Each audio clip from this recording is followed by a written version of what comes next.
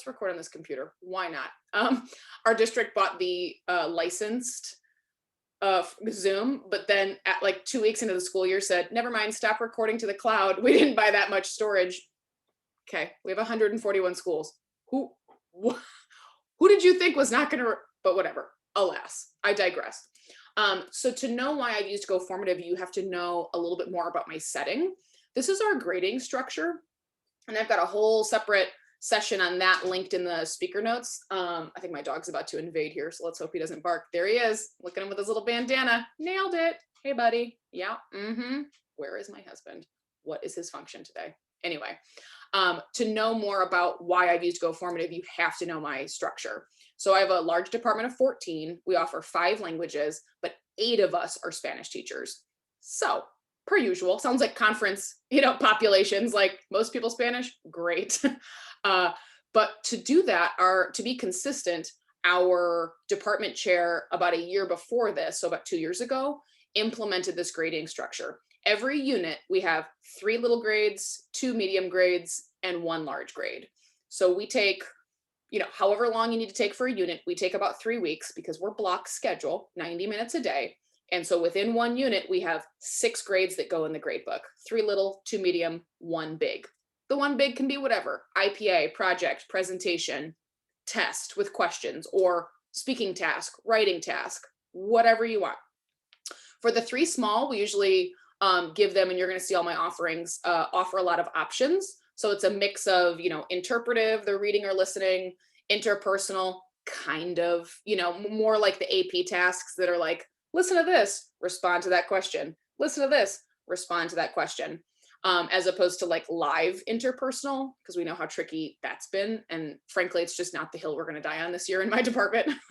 Like trying to do, Zoom rooms and breakout rooms. And then suddenly the breakout room is the boom boom room. And now you have to file like Title IX paper. I'm not me. So good for you if you've made it work. I think that's fantastic.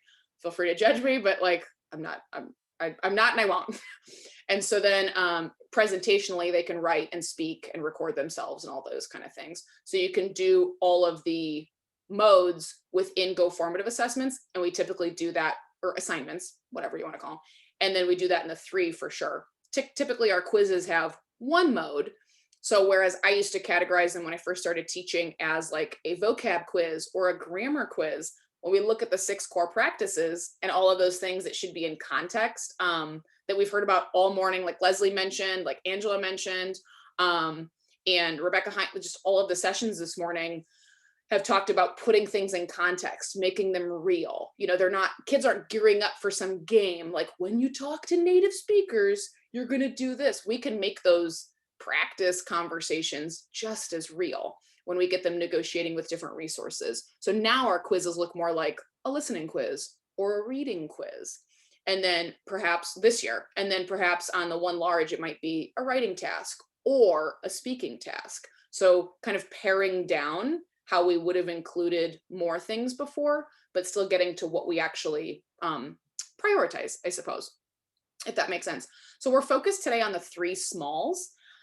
If you look at, I'm going to go back here, actually, it says, I give, so with GoFormative, my students, and I don't know if this is going left to right for you or right to left because I can't see my face, but if I think of it as Monday, Tuesday, Wednesday, Thursday, Friday. So I'm just a typical 5-day week without a day or a holiday, whatever. My students have an assignment in GoFormative Monday, they have a different one Tuesday, they have a different one Wednesday, and a different one Thursday. Fridays are our quiz or test days. So they're going to have an assignment these 4 days. From those 4, I pick their highest grade. If something happens on Monday and they do it later, or if something happens Thursday and they don't get to it, their previous work has still helped them. Students aren't guessing what is going for a grade, how much it's going to be worth, and how long they have to do it, if that makes sense. I've taken the guesswork out, especially during this experience. We could be a little, I don't know, flexible, a little wishy-washy before, like, oh, that's it. Yeah, we're going to take this grade. Or students ask, what's going to be on the quiz Friday? I don't know. I haven't made it yet. We frankly can't really be super, I know I'm like the queen of that. Thank you, Kelly. You always make me feel like a better, I'm like, I'm not terrible, right? Or, we do things like we drop the lowest or that kind of thing. Absolutely, whatever works. I like giving, especially now, and I probably won't go back to doing it any differently, giving them 4, and then I pick the highest one. A lot of people think, if they get a 90 then on Monday and they're happy with that, will they continue to work on Tuesday, Wednesday, Thursday? Honestly, yes, most will. You're always going to have a few that don't. I'm not looking for more HR videos. Once I do bloodborne pathogens, storms, what's the other one? Lockdown, anaphylactic shock, like all of those, I'm not asking for more. I do what I know they want me to do, and then I move on. So yes, most will, but also I'm not super concerned about that, because if I've prioritized what I'm assigning, then if they do that, great. I'm the one that decided that was enough and that's what they needed to do. So you're going to see all of, you're going to get access to all of my GoFormative assessments, and you can see that some questions are self-graded, some are open-ended, and you're about to join a class and I'm going to give you some feedback, and you're going to see exactly what students look like.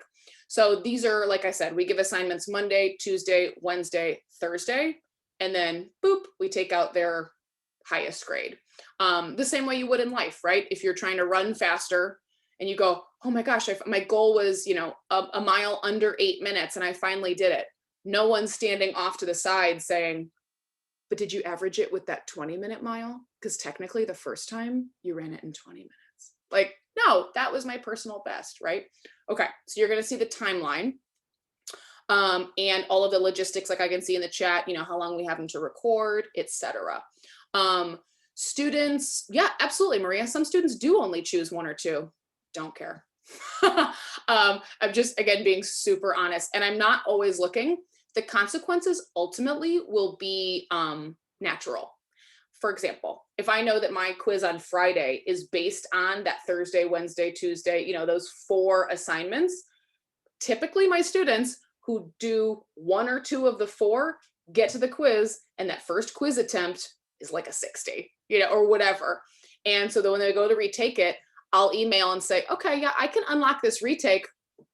You want to maybe do Monday's assignment? It's really similar. And a lot of students see like, oh yeah, okay, sorry about that. It's another conversation piece. And so the consequences are natural. And I'm also not getting a lot of, again, being super honest, I'm not getting a lot of emails that say, can you still unlock this? Can I go back and do this? My students have those 4 days to do all 4 assignments. So can they get ahead? Absolutely. Can they catch up on Thursday? Absolutely. But for the open-ended questions, they're not going to get the real-time feedback that they would have gotten, because I'm just going to go back and mark them. I'm not going to go back and type and comment like I would have. So looking at kind of how we prioritize our time too, we can't have open-ended, flexible, rolling deadlines, all of which I'm really a fan of, if we need to put grades in, and if we have, people we need to work with. I can't tell my 13 colleagues that we haven't finished unit 1 yet because, of whatever. Well, we have schedules, we're teachers, we have realistic things we have to do. So I've found some peace in having structure, being flexible within that structure, but then, giving kids, like it shows in the previous one, unlimited chances. They can retake, they can redo things.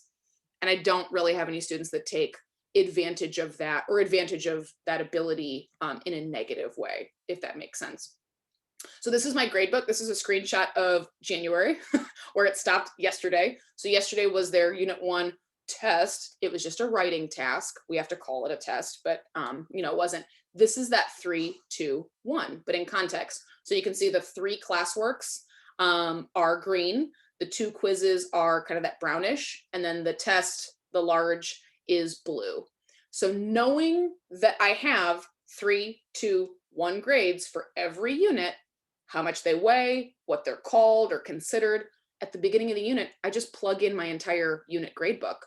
Now those dates that the students can see, because this is what they see, students can see those dates in the gradebook, and they know when things are due. So they're not surprised. Why did I get a 0? Can I still do it? I don't get any of those messages anymore because it's really clear if they have a 0 for classwork 1, that means they ignored 4 assignments. That's a separate conversation. If they have a quiz for, or a 0 for a quiz, it was open for a week. That's a separate conversation. So I can follow up and say, hey, what happened? Now this is a multiple occasion thing. And honestly, having all of that time has been really nice for documenting for parents, where they say, I'm just going to throw Kelly here under the bus. Why did little Kelly not, why does she have a 0 for classwork 1 and quiz 1? Well, again, that's 4 days and Friday. Like it's 5 days. She didn't do literally anything. So I'm looping Kelly into the email back to her mom and having, that kind of conversation. So it also helps me keep up. Under normal circumstances, sometimes you forget, right? I've got 36 kids in a class, pretty much 30 at least, max of 36. And like, remember before times, we couldn't prioritize necessarily. And so you'd have 36, you might miss like at the end of the grading period, oh my God, Kelly never took this quiz that she missed when she was absent. What was I doing? Now, because they have to be so specific, I'm not really missing anything typically. And so looking at what the GoFormative grades look like, this is what students see. And you're about to see this. I'm going to have you join my first block class. This is what students see, and this is how I name them. I think the naming norms are a really big part of, to me, just right now, equitable virtual teaching. Can students find what they're supposed to do? Do they know what they've already done? Do they know what they're supposed to do right now? And do they know what they're going to have to do in the near or distant future? I look at student organization in those 3 ways. Like, okay, I already did this. This is what I'm doing now. What am I doing tomorrow? Kind of a thing. And so when students when they log into GoFormative, this is how they see the assignments. Bethany Drew, who's in North Carolina, amazing. And Amy Leonard, who's in Texas, amazing. Like Queens, Squad, fantastic. They number theirs just in order. Like literally it's called assignment number 1, assignment number 2. And everything they do, including quizzes and tests, fit into that. So if I were to do that, it would be like 1, 2, 3, 4, the quiz is number 5, 6, 7. So instead of telling a student, you need to do the unit 3 flip grid from the, and so on and so forth, you're like, it's assignment number 57. Goodbye, end of story. So it's really, really cool. The name number norms, especially, yeah, like Amanda, like exactly like you said, like in Google Classroom, really helpful. And I think both of them use Google Classroom, so it's really helpful. I number mine with the dates because I tell students, all you have to know is the date. And then what you can see too is, okay, so we have those 3 classworks a unit. I'm going to put classwork 1 on every assignment that could count towards classwork 1. I'm going to put classwork 2 on every assignment that could count towards classwork 2. So when students see classwork 2, 0, NTI, not turned in for us in our district, that's how we code it. They can go back and look on GoFormative and they see like 0, 0, 0, 0 for everything that says 2. Oh, that's what happens. Okay, great. And they know where to start. Our lesson plans and our grading in this moment right now have to be as steady and predictable, I think, as possible. They can't be like a breakout room just to find your lesson plans. It can't be like, do the lock, do the password, find the kids that have the stamina and the ability internet-wise, device-wise to do that are still frustrated. Students who only have the computer for an hour a day because they're sharing it and their internet might be a little bit slow and just they have to work, like there's stuff happening, they're going to be even more frustrated and then they're going to disengage typically. And it's the same thing for me in a meeting. Once my administrator in real life, like before, right? But the before times, they get out the sticky paper. No, I'm done. Please don't make me do a gallery walk. Let's get in and out of this meeting, right? Now they send us the Nearpod code. I'm like, oh, come on, So kind of looking at how many clicks is it going to take to get to whatever it is we really want them to do. So let's dive in. This is kind of my, you've got access here. This is kind of my routine. Some of you had asked about self-graded, open-ended. I do a mix of self-graded and open-ended. And this is my timeline within that planning. So I open all of my GoFormatives a week ahead, which means I need to have them created a week ahead. So it keeps me in check. I can't be doing it the night before because I tell students as my accountability, it's already open. If you want to get ahead, go ahead. And some do, a couple do. Others don't, they just do it the day of, and that's totally fine. At our school, we also don't have any mandate for how we're supposed to use class time. So we have 90 minutes, but we don't have to be like synchronous for 90 minutes. We don't have to be like, we can, but we don't have to hold, like students don't have to be on like at the same time we are doing the exact same thing necessarily. So I like, because we don't, and because it's going to vary class to class, I tell students ahead of time, a week, like when we're going to be live, not live, like when they need to be on the Zoom. And then also all of their assignments are posted. Lisa, I totally, yeah, I'm not, listen, I guarantee quantity, not quality. I'm not saying it's good, but it is a week ahead, give or take, usually. Sometimes somebody will catch me in a typo, like Fridays is blank. Oh, shut up. I'm working at it. I'm making it now. So this is kind of how I get ahead and keep things manageable for me so that I'm not just constantly grading these assignments that took me time to put in, time to create, time to assign, and then time to catch up because Kelly was busy, you know, or whatever. Heather was busy, and can she make up everything on Friday? Maybe, you know, like, but maybe not. And so these are kind of how I go about things within that same structure. So we're going to get you to join a class. Brace yourself. If you do not have a GoFormative account, you're just going to sign up for one. Sign up for the free one, obviously. It has some freemium features, so feel free to join us in this or not. My objectives here are in the speaker notes. I want you to see the student point of view and the teacher point of view, but also take all my stuff. I've got links that Kelly, remind me to share at the end, the link to my shared doc with literally every GoFormative I've created. And so if you already have an account, you just join with this code at the top. There is a like little box up at the top. This is join class. And so you, like, as if you're a student, and you can do that, you should be able to. Let me come out here and double check. Should be enter quick code here. I believe that's what you put in. Tell me if it doesn't work. Oh, you need to be a student. Okay, poo. Well, there you go. Let's shift and join. Will it let you? Let me think. You did designate as a teacher, didn't you? Okay, let's do a couple things. If you have the ability to log out, let's see. If you have the ability to log out and log in with a different Gmail, maybe try that. I can do, here's what I'm going to show you regardless. I'm going to show you basically what GoFormative does. So if you want to join the class, you can. You've got these codes in the slides. But let me make sure that for our people who have never logged in or don't have an account and are going, I don't even know what the heck this does. This might be a little bit fast. So as you're figuring out if you want to log in, join, feel free. But I'm going to show you just kind of what GoFormative does in a nutshell. Okay. So we've got, when you open it up, GoFormative is basically, if you haven't logged into it in a while, it's basically turned into almost like a little learning management system on its own. We use eClass and Synergy in our district. And so if you have Power School, It's Learning, Canvas, all of those. Ours is different. This is almost like a mini version of this, but GoFormative, I use for my classwork assignments, and then I use our LMS, our eClass for quizzes and tests. You can do all of that on this. I'm just telling you how I want to use it. Okay, so if you log out and log in with another email, beautiful, magic. But I'm going to show you here. Yay, Jimmy, beautiful. And Jimmy, if anybody doesn't, can you put how you signed in as a student? Stick that in there. What you've got basically is the ability to create different assignments. So once you get into GoFormative, this is all going to be blank, and you're just going to be sitting there like, what do I do now? You're going to go new formative. And when you log into our class here, let me see here. Hold on, let me go back. You've got, like, you can see classes up here.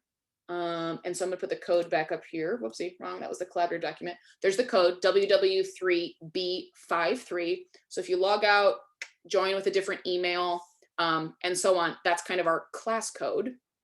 And like I said, you can see, you're gonna be able to see all the resources you can combine using GoFormative. And I'm also gonna show you how to add a couple more. So I'm gonna keep that. If somebody could put that code in the chat, that would be delightful. So here's what you see. I'm gonna go, whoopsie, here we go. Yay, you're in, sweet. Okay, so what you have here is this assignment. And when you go into GoFormative, you have the ability to create new formative. Thanks, Lisa. So you see this assignment and they're all gonna populate here. You can see where I got that screenshot earlier of like how my students see theirs by the date, February 1st, February 2nd, February 3rd, and so on. When you click here, this is all blank. And the ability to add questions is the little plus sign at the top here. So it's gonna look really weird, like totally blank. I'll show you what it looks like when you just make one, like new formative, there it is. Little intimidating if you don't know what you're looking at. And so you want this plus sign right here to begin adding content. I think Angela mentioned earlier at the beginning, like there are so many tools. That's what can be frustrating about technology during these times is, can I still use Flipgrid? Can I still use, I mean, we have all of these Quizlet, Flipgrid, whatever. How can we put them all in one place? And GoFormative in a lot of ways allows you to put them all in one place. So you should see the assignment, and I'm gonna go to student preview. So here's what students see. Oh, it's gonna shake, that's exciting. Can you see it shaking like I can? What is my monitor doing? Let's go back. That's really strange. We won't go into student preview. Made the computer upset. So what students see every day is, so Monday, Tuesday, Wednesday, Thursday, they see our daily layout. I have to post weekly plans and daily lesson plans. So the zoom out and the zoom in to what we're doing weekly, but then also daily. So I just dropped that image in there so that they can see when we're live, when we're not, so that I don't waste their time. And they're, again, no guessing. I want them to have no guess. I want zero guessing. But if they have to guess at something, it's probably because I didn't put it somewhere.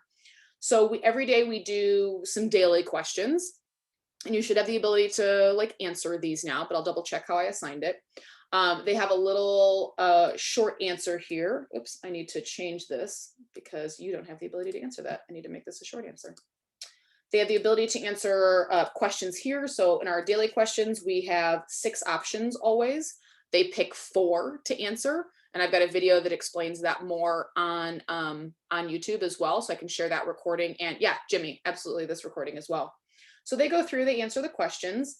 Bethany Drew's weekend chat with so much amazing scaffolding, quarantine appropriate, is also here. And we can drop that link in the chat as well. She's got it for Spanish, French, and I believe possibly German and Chinese at this point.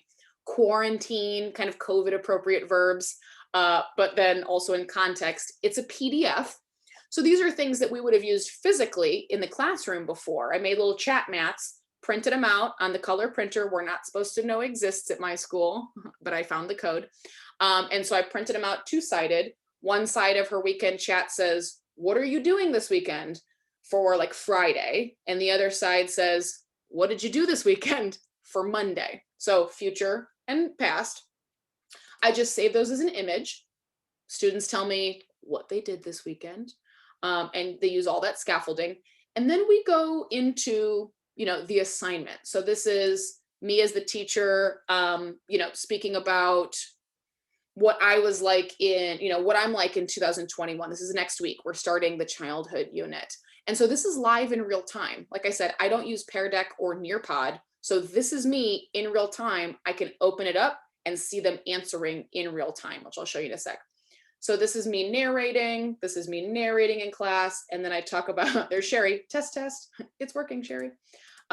Then I work through like me as a kid. There's me, hey. I know, just the picture of perfection. And they go through, they check off what they hear me say about myself. They've also got it to read there. So we've tricked them into reading. So they're reading and hearing at the same time. I also mentioned my family. They're checking it off. It's not collaborative, so they're not working together. They are working on their own, and I can open them up like a Google Doc, basically. So if you have this assignment, I know Sherry tested it out there. Yay, so here you are. So let's say I want to look at those warm-up questions. If you joined us in that assignment, if you're on right now and you look at number 1, you can see Kelly. This is how I open it up literally in class. So I'm on the Zoom, I'm looking at number 1, they're picking 4 to answer, and I'm going, ooh, Kelly, tú eras muy sociable, yo también. Say, yo era muy sociable. I can scaffold their answers, I can respond. I can also go, Kelly, can you like screw up something in your response? Make it level 2-ish, which is really just level 1 in bigger shoes. I mean, am I right? Come on. Let's see. There we go. Thank you. Yo jugaba al fútbol muy. I can go, yo jugaba al fútbol mucho también. Now, we all know corrective feedback. It is what it is. A lot of the science shows that it's not super helpful, but we also know as learners, there's some nuance there, because as a non-native speaker, I lived for corrective feedback. Like if Meryl Swain had a favorite person for, hearing things and knowing and then correcting output, it would have been me, because I was like, I'm not sharing my screen while I'm doing this because I don't want them to see each other's answers. What I'm sharing is our guided slides that are like, what you would go through in class. So I have this on a separate monitor like I have now, and then what I'm sharing is a separate screen, for example. So I can comment and go, oh, Cecilia, right, you can hide names. Top left, I can go, if I wanted to share it, I could say, ooh, look at this, 100%, and then give some feedback, and nobody's the wiser. So if you wanted to have them peer kind of correct, like in person, you would trade papers. It's a little tricky with novices. It's like terrible tennis players who are just starting correcting each other. Like, typically we want feedback from the expert, but the hide names is really, really nice. So these are things I would do together, teacher paced. And then if we leave a couple of questions off, then they can go independently, or they can get ahead of me. I don't mind. I don't care. Great. We can't be, as teachers, we can't be like Goldilocks. The porridge is too hot, too cold. We complain when students get ahead, and we complain when they don't do stuff. So they can stay with me or not. The answer can get submitted once you hit submit at the end of the assignment, or I can force them to submit as well. So I'll show you a couple options here. So in class, let's say we're going to move on to that weekend chat. Okay, ¿qué hiciste este fin de semana? ¿Qué hiciste? And we can go through here. Cecilia says, I didn't go anywhere, right? I just stayed at home. It makes me a little nervous these days when they're like, I went to 4 parties. I'm like, okay. Why though? Where are your parents? So kind of funny. And you do have to tell students up here that the little bell holds their notifications, because some will just never pay attention. So you've been giving like, oh, Heather, me too, I love that. And they never even saw that you responded. So you have to show students. Angela says, oh, yo vi TikTok porque me hace reír. Yes. And then here I could say like, oh, Angela, ¿cuál es tu, ¿quién es tu, I don't know, TikToker? Is that a thing? Favorito, whatever, if I can type, boop, etc. And I can give her credit here. So I can go boop and pop on there and give her like full credit. They have 4 little things you can do here, sort of like 20, 50, 80, and then 100. You can also do anywhere in between, but you couldn't do like a 65. Like you can do kind of different increments. Actually, maybe you can. Maybe I've never tried to give like 0.75. It is less than 1. Okay, computer, easy there. Yeah, you can. It's just a little funky. You can't click on there. What's also nice is too, you can give, if I say, ooh, Angela, awesome job. Amanda, fantastic. Maria, Lisa, nailed it. I can give feedback to multiple students at the same time. I can say, yes, 100. And so they just saw theirs light up green at the top, likely. What's really cool. You can also give them feedback like, ooh, muy interesante, me encanta. Let's say they all said they watched movies like Netflix. Me encanta Netflix. So now it's like, ooh, it feels like it's personal feedback to them, but you really sent it to like 7 students. The feedback feature membership wise, I'm not sure. I know a lot of the features are freemium. And like I said, I paid for it out of pocket. So now we've tricked them into reading in Spanish, responding in Spanish, and interacting with us. And like Angela mentioned earlier this morning, and I believe Leslie did as too, like feedback can be just us talking about the things. Ooh, Bridgerton is fantastico, pero inapropriado, whatever. We can comment on all these things just as people, like we're people first. And so it can be corrective, it can be whatever, like it's just as much, I'm giving more feedback now than I ever have before. That's probably not a super great thing to say, because I thought I was assessing formatively a lot before, but it was harder before on paper, in person, for me at least, in big classes. Now that I can, select a lot and give different amounts of credits, absolutely. So this is the paid version. Yeah, I paid out of pocket. If I move ahead to, like, let me see, here's where I can see the class progress. So now I can see, Abby, Addie, Amanda, etc. And I can see which ones they've done. GoFormative will keep what they've added in dark gray, and if they haven't answered it, in light gray. So if the deadline has passed and let's say Holly hasn't answered this one, like here's the difference, dark gray, light gray. Let's say she got all the way here, finished it, moved on. This 40% actually isn't accurate. She doesn't have a 40%. It's giving her credit for what she's gotten right. This can be a downfall of GoFormative. You're going to want to make sure that she has submitted, and you can force her to submit. If you click on her name, she already did, but I'm going to force submission. And then what I'm going to do is click on the individual answers, and I'm going to mark them as wrong because she left them incomplete. Boop. Now it's actually accurate. Now she has a 22%. And that's what's true. So when I first started using it and I wasn't noticing that, students would answer like the first 2 questions right, have 100, and they would not pay attention and not go back. Because when you log in, you see your assignments and you're like, oh, okay, cool, I got 100. I don't have to worry about that one. But I actually just hadn't forced them to submit. And so that 100% wasn't accurate. Like, where's one? There's Angela. Perfect. Angela Martinez, perfect example. She's answered that one.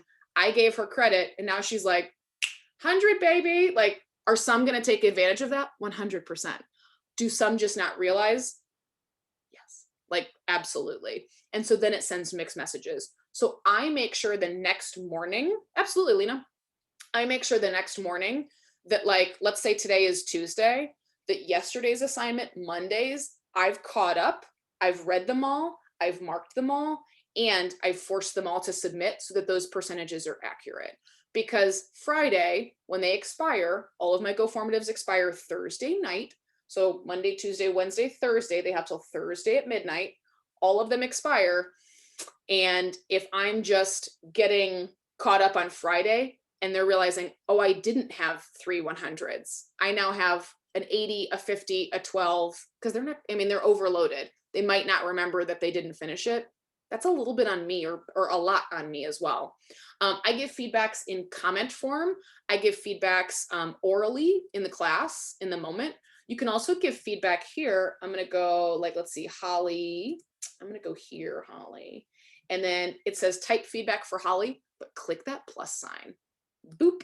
You can give audio to Holly. So let's say she had written something, whatever, lengthy or whatever. I can say, ooh, Holly, I love what you did here. I think your next step is see if you can add who you did things with over the weekend. Can you add some people and maybe what day? It's going to upload. Boop, I can add it. And now I've sent Holly specific feedback. If I hadn't said the name Holly, I could send that same feedback to 17 different people. So I could say, I love this. This is awesome. Your next step is, so I've included how they can level up, and it's my voice, right? It's community. There's trust there. And they don't have to know that it was for everybody, but even if they do, okay, great, feedback is feedback. And so she can now go hit play and then go there. If I see that I have notifications up here, I can say, ooh, hey, fantastic.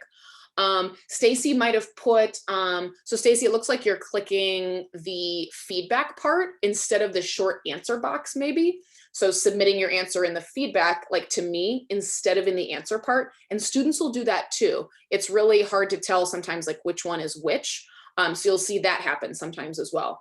And then what I can do is I can mark these as red, and then I can move on, right? So you can see here as everyone progresses through, or if I say, let's jump to question 5.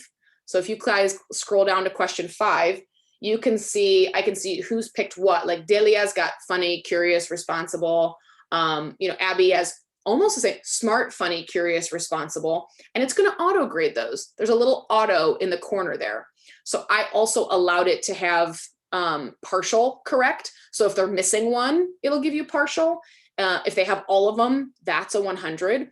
And that one's the multiple select tool in the question types. So you can see the question type here, like short answer, and then down here, they had multiple select. So all 4 of these are the right answer, but it'll give you credit if you got 3 out of 4, or if that 4th one is not the 4th one that I had, you know, and so on. If you keep going, you'll also see there's a short answer, another short answer written here. So again, I can see you in real time. If I click back on view responses and I go to number 8, I can see you typing here. I marked Holly wrong because she hadn't gotten there yet.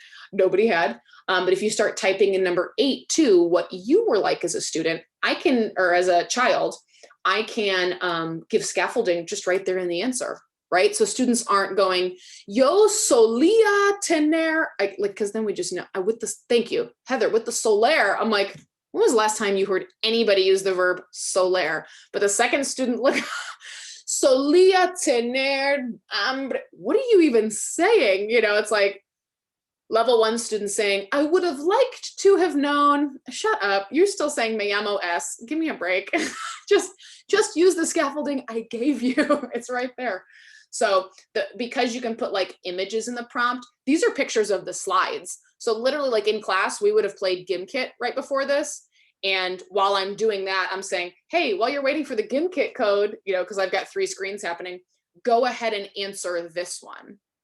And so you guys can answer that one, etc. There's Kelly, tú no eras terrible, but I feel like I believe it though. Because all kids are, right? I mean, we have our moments. Maria's adding a lot of detail, which is awesome. So if you wanted to hide names and go and then share this screen and say, ooh, clase, look at all these details. You know, then it's like you made them peek at somebody else's paper and you tricked them into reading, right? You tricked them into like sort of peer evaluating, and so on. And you'll see that number 9, again, is an automatic graded one. Sorry, I can't decide how I want to look at this. I guess edit. Number 9 has like a right answer. And so we finish kind of like with an exit card, usually matchy, because the more self-graded I can get that is just getting them to recognize, you know, interpretively certain things, great. You know, why not? So what I'm going to do is I'm actually going to add a couple of questions on here. So you saw me link, and I know we're going like fast and furious, but I want you to I want you to see all the things. You see that I also linked in a Quizlet set. You can link in Flipgrid as well. So they will have to log in with Google, just like you did. So I'm trying to keep all of the resources in one place so students aren't having to go to all these different windows. So with Flipgrid, as long as you've got it with like the grid that you want externally in Flipgrid, I just put that Flipgrid assignment here and it links up to the class that they're in. So I can just log into Flipgrid and see who posted. It might still, like you'll need to do it separately for separate classes. So to be honest, I don't always link a lot of Flipgrid. This could be one day or this could be multiple days. I added several things, but we usually go through most of it together. And then they have like, they work independently to add the Flipgrid, let's say, or the audio, or, you know, whatever else it is. And then I stay on the call. Our classes are 90 minutes. So I stay on the call for whatever, the last 30 minutes, if they have any questions. You can embed Edpuzzle videos. You can embed all of it. It's super, super nice. So I'm going to add, let's do that. Let's embed an Edpuzzle video. I'm going to go on the plus sign here. Let's say I'm going, you know what? You guys haven't done enough. This is a lengthy assignment, right? I'm going to click on here. And what I'm going to need to do is in my Edpuzzle account, I'm gonna log in here. It's me. Thank goodness for Chrome and saved passwords, because I would literally never get into anything. And I have content here. So let's say I'm gonna use what unit did I say we were in? Unit 2? Okay, great. Let's say we need a little Senor Jordan for a little, I mean, right, grammar is not a 4-letter word. So I'm gonna click on this. If I just want them to see it, and I don't want it to save their score necessarily, I can do assign, and then, oops, hold on, let me go back. I screwed that up. Boop. I think I have to do share. There we go. So I can share and then copy the embed code, or if you want to assign it, you can then assign it to a class. Edpuzzle also does Edpuzzle Live. If you haven't done an Edpuzzle Live, but you have lots of content in Edpuzzle Live, or in Edpuzzle, it's fantastic. It basically turns your Edpuzzle video into like a Nearpod or a Pear Deck. So for me, that's one fewer thing I have to think about, is like what we have to do. So again, you can have access to all mine. How long it takes to get through them is kind of up to your students. We have 90 minutes. I added a couple, and here's the dog.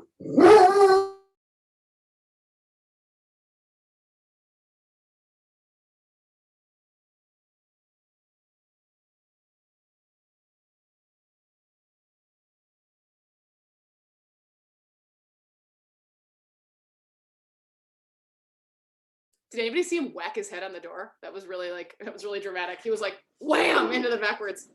Where is my husband? See, no. Kelly, I am no longer dating I'm dating GoFormative. It's getting serious. It was my boyfriend before, but my husband has been replaced by GoFormative. Seriously, you had one job. Anyway. Oof. I wish I had his phone number. You could fire off an angry text. Anyways. So depending on how long it takes, we do a lot of it in person with each other, and then students can work independently. I added a couple extra questions. So again, 90 minutes, we used to plan based on time, like we had to fill 47 minutes or 50 minutes. Now, who can tell how long, things take us? Like it might take me 20 minutes. It might take students 45 minutes. Whatever. So it's kind of up to you. You just gauge it based on what they get through. And if you see a lot of students not completing it, it's like pare it down. I err on the side of caution. So I usually put less. So this is a longer assignment. My students do the assignment in class time. Like I said, we go through it together. Like I have slides I'm showing, things I'm speaking about, etc. And then they're answering questions, just like you would do on a paper or in a Nearpod or a Pear Deck. Like, okay, next question. Now match these. Now respond to this. And I can see their answers in real time. So if you want to embed an Edpuzzle, you've got lots of options here. You've got the different kinds of content you can add are audio, like you speaking, you saying something. You can embed something like I'm about to do with the Edpuzzle. You can add pictures, text, video from YouTube, or just like kind of a whiteboard where you might have sketched out some things.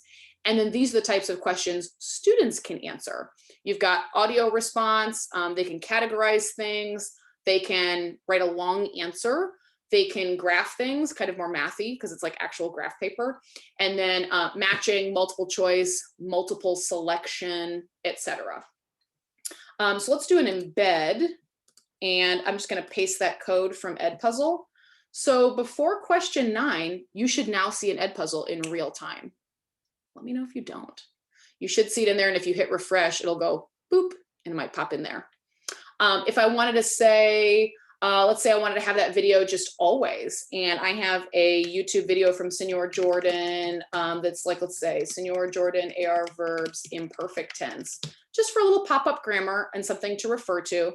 I, as a student, I'm just going to copy the address here. I, as a student, loved little grammar points because I wanted, I wanted to know, like, why though? Why is that way?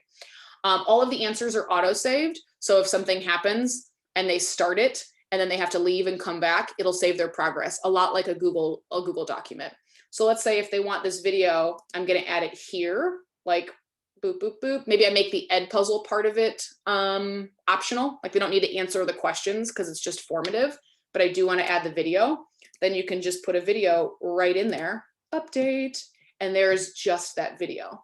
So you should have seen that video also just pop into your frame. If not, you just hit refresh.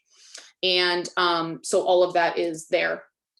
In terms of like cheating and stuff like that, again, this isn't collaborative in any way. They're just kind of typing and responding to us. It will show when they copy paste. Kelly, can you paste something, like copy paste literally anything into number 8? It'll do a little, there we go. Yeah, so like after a mí me gustaba hablar y jugar, she's gonna paste like whatever. And a little, oh, Sherry did on number 8. Okay, let me see. Sherry, where are you? Did I not go down far enough? Sherry, there you are. So Sherry, it's going to be like, oh, little exclamation point, copy, pasty, pasty, which also not the hill I'm going to die on. I have Mac, and so I have no idea how to make accent marks on a PC. So I don't tell students how to because I don't know. So judge me if you want, but a lot of them will paste because of the accents. I kind of ignore that whole situation, not ignore, but I'm like, just making sure you just pasting accents or what's going on, because you can also see it in real time. Kelly, do paste like something like a lot, like a large amount of text. You'll see it's like a Google Doc. All of a sudden she'll go bam, and like a whole bunch of text will pop in, which you can see in real time. So in class, if I've said, okay, you know, 5 minutos, I'm going to put 5 minutes on the clock. Go ahead and respond to number 8. So there you go. Yeah, tons of accent keyboards, all of that. I'm just like a total Apple. There we go. Boop. There it was. Like, and rest scene. You can see that all of a sudden she had lots of text. So however you feel about pasting, resources from previous things, accents, if those are copy pasted, those will all come in. And so I'm going to go back here. So you should see, here are the totals.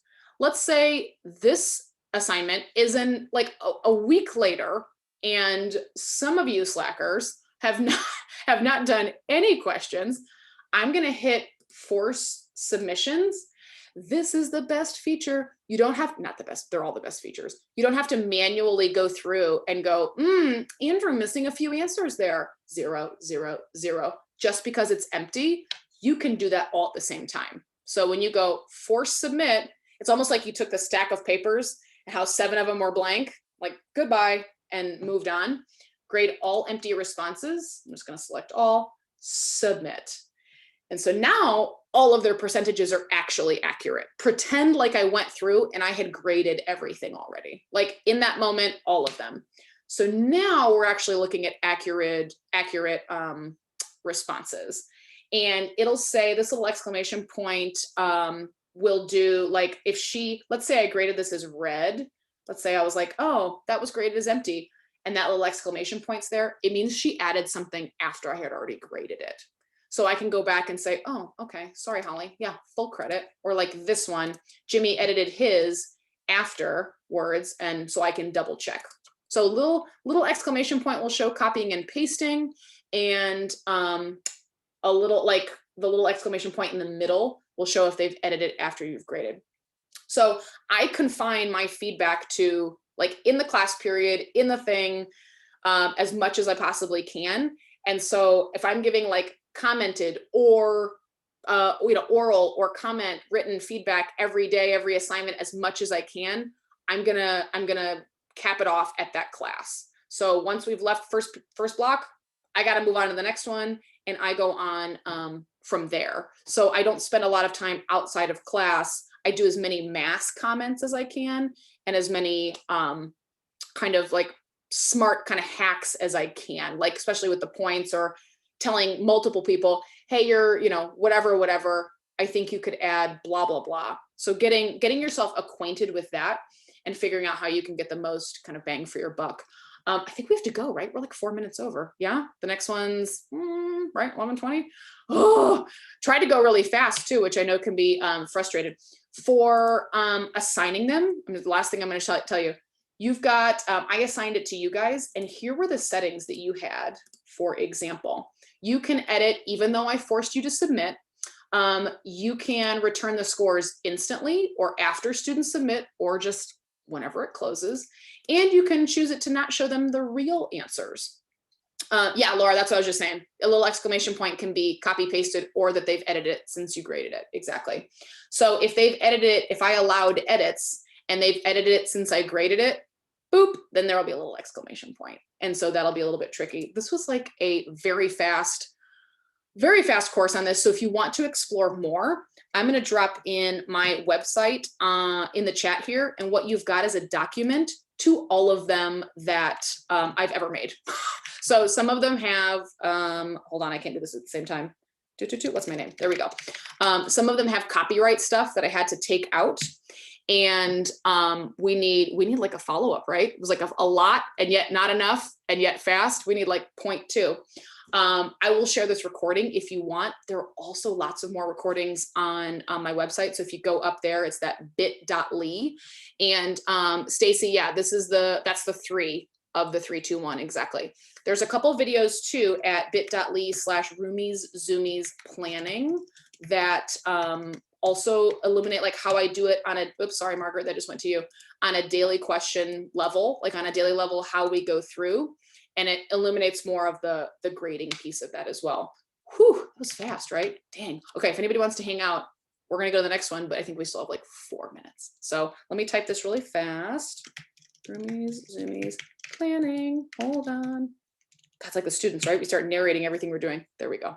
So that's a separate thing. And I'll drop that link in that collaborative document. So as long as you have Mark's like homepage for the World Language Collaborative, you've got it all. I'm easy to find.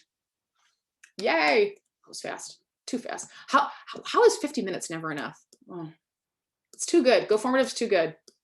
Also, I can see my phone now. And my husband said, I'm going to get an oil change. Really? Right now? Today? Today's the day? Okay. Needed an oil change. Couldn't have picked. All right. We will have words. No, I'm kidding. The dog doesn't even know he can come in now. Oh, yay. Angelica, yay, take it all. Let me know if there's something missing or that needs more detail or explanation. But yay, rock and roll. Okay, I'm gonna pop on here and I'm also gonna figure out what was my, oh wait, Mark is at 11:30. Isn't he doing the wrap up? Oh, it's done. Sad. Man, okay, boo, that's a bummer. Let me stop recording.